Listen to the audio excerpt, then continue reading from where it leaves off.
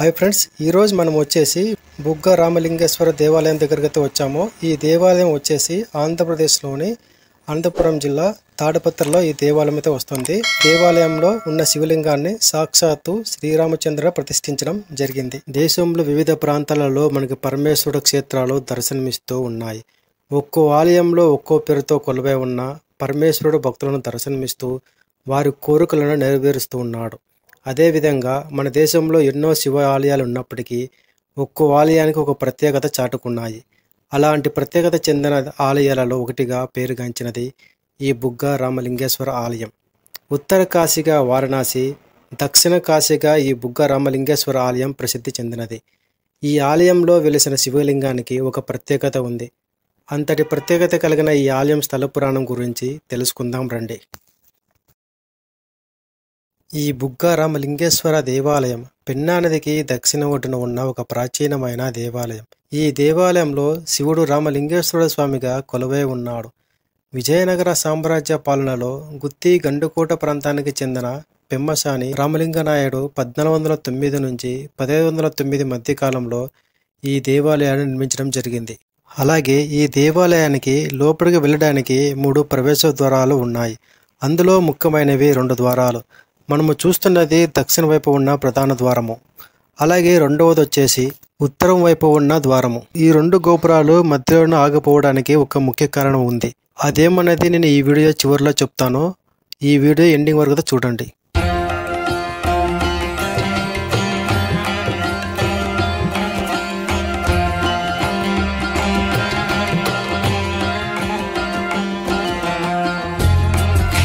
ఈ దేవాలయంలో శివలింగాన్ని త్రేతాయుగంలో శ్రీరామచంద్రుడి చేత ప్రతిష్ఠించబడిన లింగం కావడం చేత రామలింగేశ్వరుడిగా పూజింపబడుతున్నాడు. ఈ లింగాన్ని ప్రతిష్ఠించడానికి ఒక ముఖ్య కారణం ఉంది. బ్రాహ్మణుడైన రావణుడిని చంపడం వల్ల వచ్చే పాపం నుంచి విముక్తి కొరకు సాక్షాత్తు శ్రీరామచంద్రుడే దేశంలో చాలా చోట్ల శివలింగాలను ప్రతిష్ఠించాడు. అలా ప్రతిష్ఠించిన లింగాలలో ఇది కూడా ఒకటి.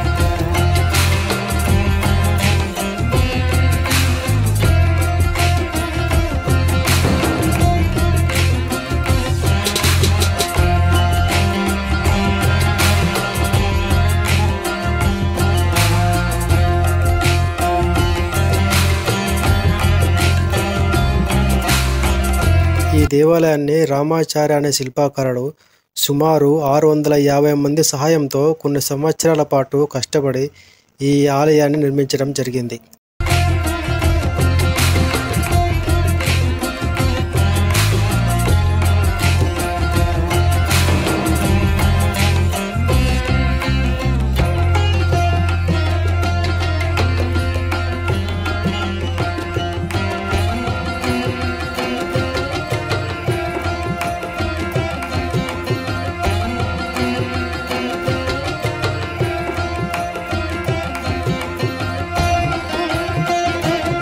ఈ దేవాలయంలో ఉన్న శివలింగం కింద ఏడాది పొడవునా అంటే 365 రోజులు జలధార ఊరుతూనే ఉంటుంది. బుగ్గ అంటే నీటి ఊట అని అర్థం. వర్షాలు లేకపోయినా, నీటి వనరులు ఎండిపోయినా ఇక్కడ శివలింగం కింద నీరు ఊరుతూనే ఉంటుంది. అందుకే ఈ క్షేత్రానికి బుగ్గ రామలింగేశ్వరుగా పేరుగాంచింది.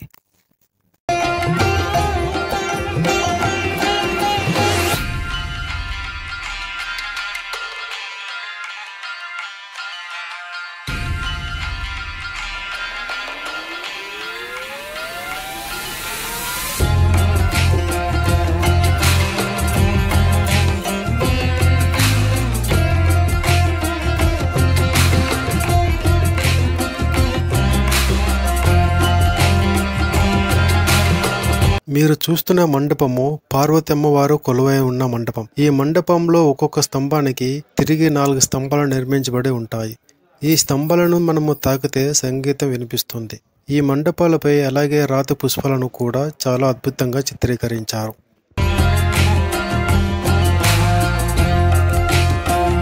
అన్ని దేవాలయాలలో దేవతామూర్తులు తూర్పున దిక్కున దర్శనమిస్తారు. కానీ ఈ దేవాలయంలో మాత్రము పార్వతి అమ్మవారు మరియు రామలింగేశ్వరుడు పడమర వైపున దర్శనమిస్తారు. అలాగే ఈ మండపంలో పార్వతి అమ్మవారు మరియు కోదండ రామస్వామి కొలువై ఉన్నారు. దర్శించుకుందాం రండి. ముందుగా మనము పార్వతమ్మ వారిని దర్శించుకుందాం. దాని తర్వాత కోదండ రామస్వామి దేవాలయం కూడా దర్శించుకుందాం.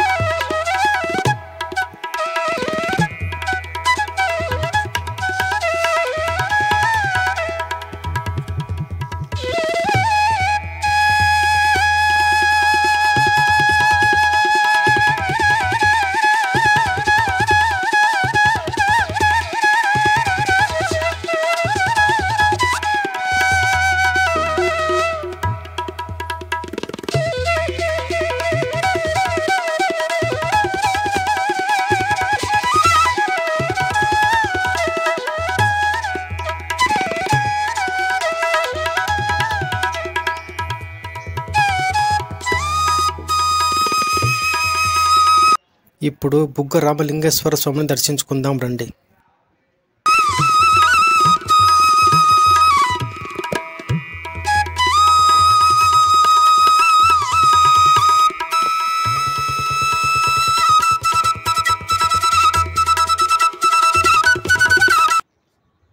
ఇప్పుడు మీరు చూస్తున్నది ఉత్తరం వైపు ఉన్న గోపురం. ఈ గోపురాలు మధ్యలో ఆగిపోవడానికి ఒక కారణం ఉంది. కాశీలో దేవాలయం వెనకాల శ్మశానం ఏ విధంగా అయితే ఉంటుందో అలాగే ఈ బుగ్గ రామలింగేశ్వర ఆలయం వెనకాల కూడా ఒక శ్మశానం ఉంది. ఈ ఆలయం నిర్మాణం జరిగే సమయంలో కాశీ మాదిరిగా ఇంకొక దేవాలయం నిర్మించడం అరిష్టమని పండితులు చెప్పడంతో ఈ మహాద్వారము మరియు గోపుర నిర్మాణాన్ని మధ్యలోనే ఆపివేశారు. ఇక్కడ శివుడు స్వయంభు కాబట్టి నిర్మాణాన్ని అర్ధాంతరంగా ఆపేసిన దోషం ఉండదని అన్నారు. అందువల్ల ఈ గోపురాలు మధ్యలోనే ఆపేయడం జరిగింది.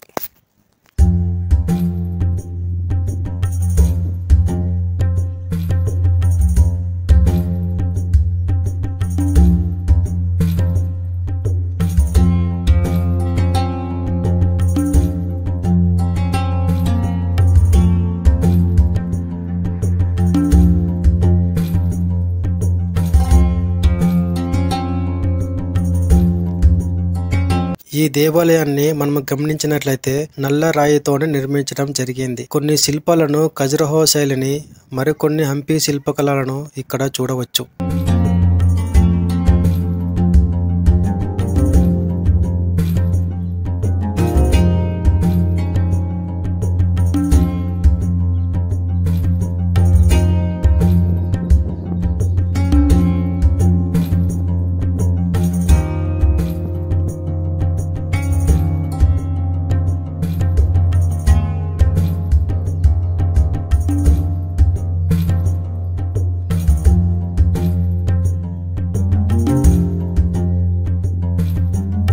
ఉత్తరం వైపు ఉన్న ద్వారానికి శిల్ప సంపద చాలా అద్భుతంగా చిత్రీకరించారు. ఈ ద్వారాలు ఇరువైపులా నాట్యకారులు మరియు శ్రీ మహావిష్ణువు దశావతారాన్ని చాలా అద్భుతంగా చిత్రీకరించారు శిల్పాకారులు.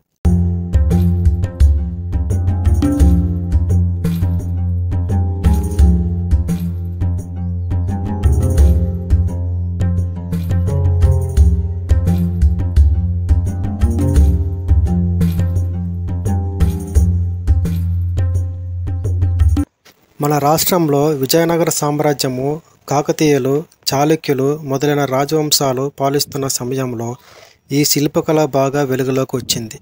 ముఖ్యంగా ద్రావిడ సంస్కృతి శిల్పకళలో కనపడుతుంది. అందువల్లే ఆలయాలలో శిఖరాలు, గోపురాలు, మండపాలు, స్తంభాలు మొదలైన వాటిపై శిల్పాలు అధికంగా చెక్కినట్లు అవి సాక్ష్యంగా కనిపిస్తాయి. ఈ శిల్పాలలో జంతువులు, మానవులు, దేవతామూర్తులు, అప్సరస నాట్యభంగములు, శ్రీ మహావిష్ణువు, చెట్లు, పూలు మొదలైనవి ఈ నల్లరాయిపై అందంగా చెక్కి శిల్పకళను చాటుకున్నాయి. కొన్ని చోట్ల రాజలాంఛనాలైన గుర్తులు కూడా కనిపిస్తాయి.